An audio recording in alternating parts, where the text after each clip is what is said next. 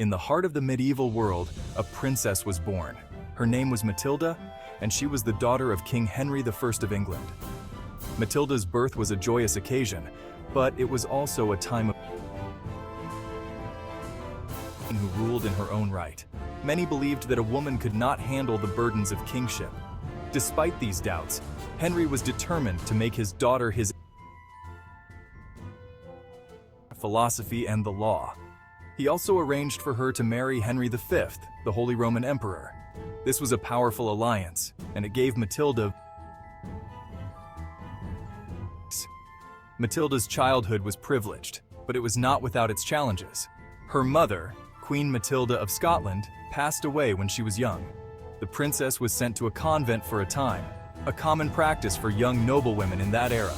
This experience likely instilled in her a sense of piety, but also exposed her to the limited roles often assigned to women in medieval society. Life in the English court was a whirlwind of political intrigue. Intelligence. She was a quick learner, and she had a sharp wit. Those who underestimated her did so at their own peril.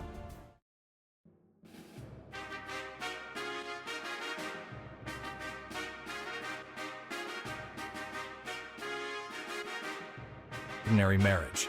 It was a political alliance of the highest order. The young princess power, but she would soon prove to be far more. There was a world away from the English court.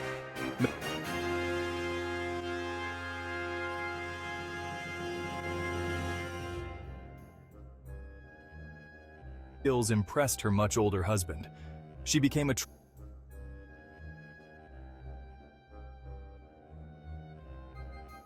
with the significant age gap and political nature of their union.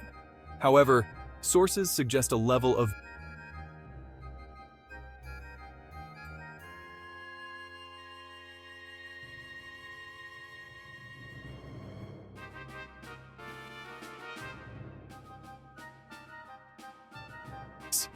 After just a few years of marriage, Emperor Henry V died. Matilda, still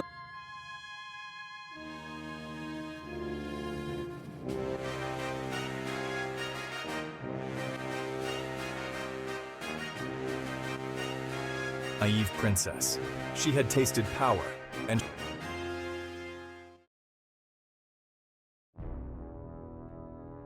England, Matilda found herself at the heart of a brewing succession crisis. Her father, King Henry, had no surviving male heirs. He declared Matilda, his only legitimate child, as his heir. His court swore oaths of loyalty to her. The stage seemed set for England to have its first queen regnant. But he was deeply uncomfortable with the idea of a woman on the throne. They saw it as a break from tradition, a dangerous precedent. Among them was Stephen of Blois, Matilda's cousin. Ambitious and opportunistic, Stephen saw his chance. When Henry I died in 1135, Stephen moved quickly. He seized the royal not accept Matilda as their ruler. He was crowned king, effectively usurping Matilda's rightful claim. She had been cheated of her birthright. She had been denied what was rightfully hers. She vowed to fight for her throne, no matter. The stage was set for a period of civil war, a chaotic chapter in English history that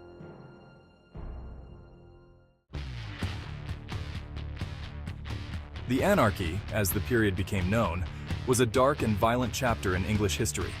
Matilda, based in Normandy, her ancestral homeland, gathered her forces. Her half-brother, Robert of Gloucester, a skilled military leader, became her staunchest ally. In 1139, Matilda landed in England with her army. The country descended in raged across the land, castles were besieged and sacked. The common people suffered terribly as the conflict dragged on, caught between the warring factions. Matilda proved to be a formidable opponent. She was courageous and decisive, leading her troops into battle when necessary. Of the war, she captured Stephen in a stunning victory at the Battle of Lincoln in 1141. Her triumph seemed inevitable. She was on the verge of claiming what was rightfully hers. Section 5. To London. With Stephen her captive, Matilda traveled to London to be crowned. The city, England's largest and wealthiest, was crucial to securing her reign. The citizens of London, however, had other ideas. They had grown weary of the conflict and her close ties to the Norman aristocracy.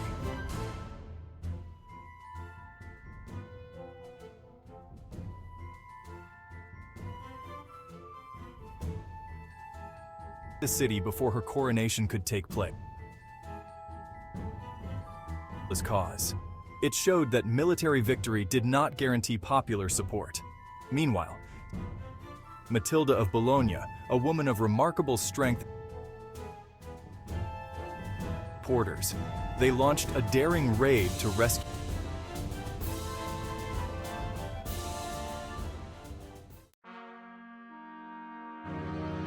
Section 6. A crown won and lost. The anarchy dragged on. Matilda and Stephen, both stubborn and unwilling to yield, fought to a standstill. The war became a bloody stalemate, a war of attrition that drained the resources and the spirit of England. Matilda, despite her early successes, could not overcome the deep-seated resistance to her rule. Her gender remained a significant obstacle. Many simply could not accept the idea of a woman. Her perceived arrogance and her reliance on foreign advisors. A decade of fighting, Matilda left England and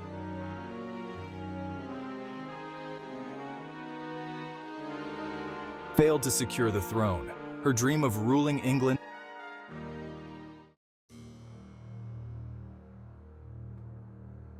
mother of the dynasty is on her family. Nobleman in 1128, a strategic move to bolster her position in France and gain additional support.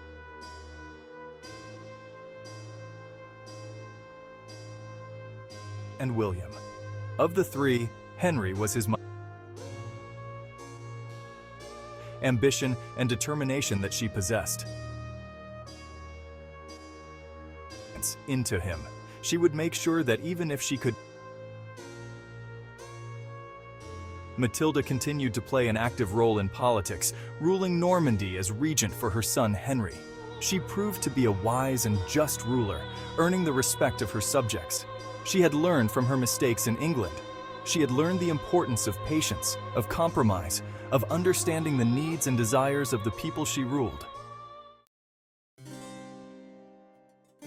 Section 8. Years of Exile. Meanwhile, England remained locked in the grip of the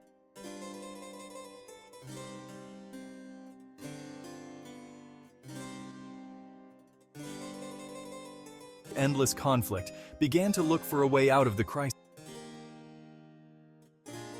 Eldest son, now a young man, invaded England. He was a skilled military leader, and he quickly gained the upper hand.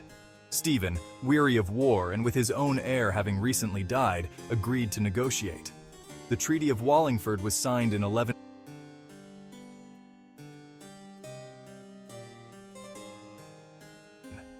Stephen was allowed to remain king for the rest of his life, but Henry was named as his heir.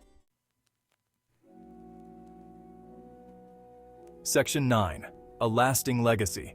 Matilda did not live to see her son crowned king. She died in 1167, at the age of 65. She was buried at the Abbey of Bec in Normandy. Her tomb, though damaged during the 100 Years' War, still stands as a testament to her remarkable life. Matilda's life was one of triumph and tragedy, of ambition and frustration.